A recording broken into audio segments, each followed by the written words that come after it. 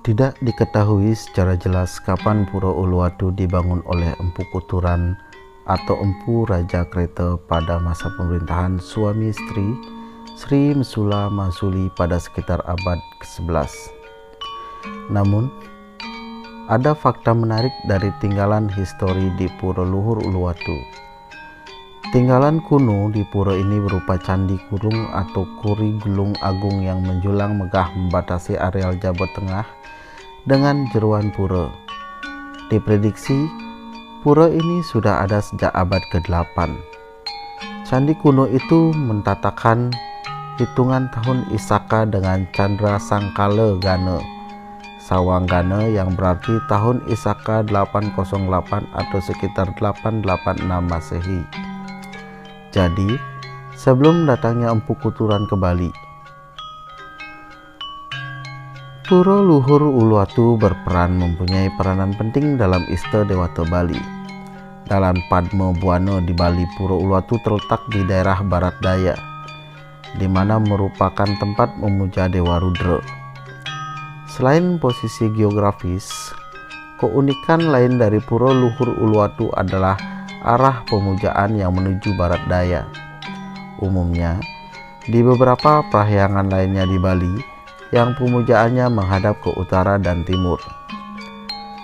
Ketika kita lihat di sebelah kiri sebelum memasuki candi terdapat pelinggih dalam jurit. Ini dapat ditemukan 3 Tugu Trimurti, merupakan sebuah tempat memuja Dewa Siwa Rudra. Di Jawa Tengah ini, kita menoleh ke kiri lagi. Ada sebuah bak air yang selalu berisi air, meskipun musim kering sekalipun. Hal ini dianggap suatu keajaiban dari Pura Luhur Uluwatu, sebab di wilayah Desa Pecatu adalah daerah perbukitan batu karang berkapur yang mengandalkan air hujan. Karena ada keajaibannya, maka bak air itu dikeramatkan.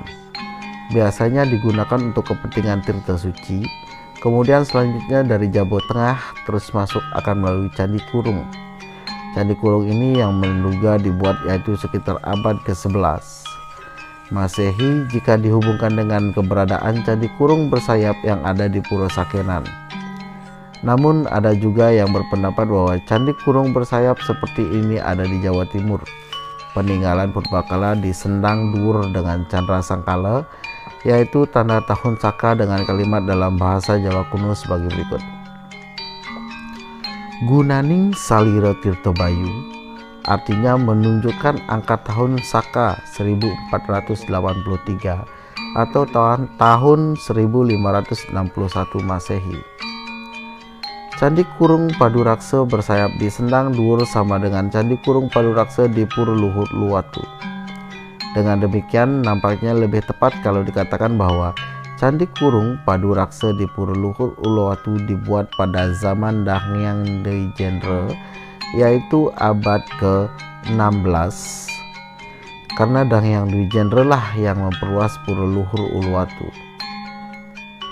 Setelah kita masuk ke jeroan, kita menjumpai bangunan yang paling pokok, yaitu Meru Tumpang 3, tempat pemujaan Dewa Siwa Rudra.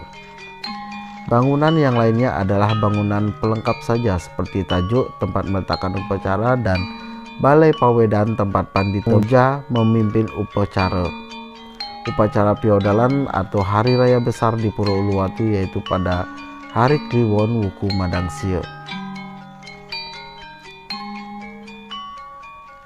Kisah sejarah Pura Uluwatu diawali dengan pemberian wahyu kepada Danghyang Dwijendra. Dikisahkan ketika pada suatu hari pada Angger Kliwon Wuku Madangsia, Danghyang Dwijendra diberi wahyu dari Tuhan pada hari itu juga beliau harus pergi ke surga. Pendeta Hindu asal Jawa Timur yang juga menjadi Bagawanta, Gel-Gel pada masa keemasan dalam Batu Renggong sekitar 1460 sampai 1550. Merasa bahagia karena saat dinanti-nantikannya telah tiba. Namun, pendeta yang juga memiliki nama Danghyang Nirarta itu masih menyimpan satu pusataka yang bakal diberikan kepada putranya. Di bawah ujung Pura Uluwatu, tampak seorang nelayan bernama Ki Pasek Nambangan Danghyang Dwijendra meminta agar Ki Pasak Nambangan mau menyampaikan kepada anaknya, Empus Mas di desa Mas, bahwa Danghyang Dwijendra menaruh sebuah pustaka di Puro Luhur Uluwatu. Kemudian Ki Pasak Nambangan pun memberikan sebuah permintaan dari Danghyang Nirarte. Kemudian Ki Pasak Nambangan akhirnya pergi, sementara Danghyang Dwijendra melakukan tapa yoga semadi. Selanjutnya Maharsi pun akhirnya moksah dengan cepat seperti sebuah kilat. Ki Pasak Nambangan hanya melihat sebuah cahaya ke angkasa. Jadi cerita sejarah Puro Uluwatu ini kemudian berkembang menjadi kepercayaan masyarakat setempat dan Hindu di Bali, bahwa keberadaan Puro Uluwatu memainkan peran yang sangat penting dalam kehidupan beragama masyarakat Hindu di Bali.